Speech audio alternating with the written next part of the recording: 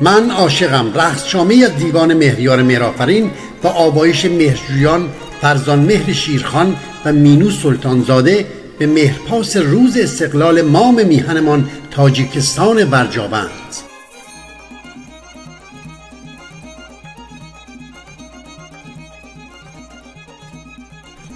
ای مردمان پیر و جوان من عاشقم من عاشقم، ای مردمان پیر و جوان من عاشقم من عاشقم، مرد و زن تاجیکیان من عاشقم من عاشقم.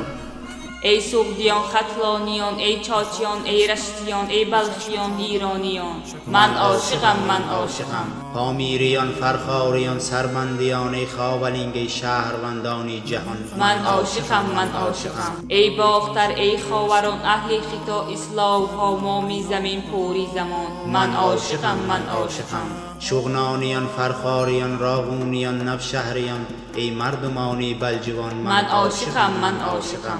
اندیشت را تازه کن همبستگی آوازه کن، فریاد زن ای آسمان، من عاشقم من عاشقم. فریاد زن ای توسیان، ای پنجیان، خاروقیان، شومانیان، بادامیکان، من عاشقم من عاشقم. دروازیان، اهوازیان، شهرازیان، چهرازیان، مهرآورانی لرستان، من عاشقم من عاشقم. من عاشق این میهنم، این پاره پاره ای تنم، ای کشوری بر طرز جان، من عاشقم من عاشقم. ای میهنم مامیگران، ای مادری اسپنتمان، دردانه ای مهراستان، من عاشقم من عاشقم. گهواره بخش و عشا پشت و پناهی تو خدا، ای مهرگاهی آریان، من عاشقم من عاشقم. با رای و هوشی پیشوا مینو نموده خاک را یاری نمو ای ترزمان، من عاشقم من عاشقم. ما مهرگویانی توی، ما مهرجویانی توی، مهرآفرینانی کیان، من عاشقم من عاشقم. میلاد استقلال تو مولود آزادگی است، ای قبله آزادگان، من عاشقم من عاشقم.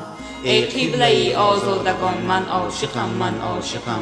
ای قبله آزادگان من عاشقم من عاشقم. زرتاش کورش داریوش، مانی مهرانی، بینش زربانی، رامش اشکانی، شکوه ساسانی، نوای نوشیروان، خور خراسان، همه خوانند خجسته باد مهرمانند.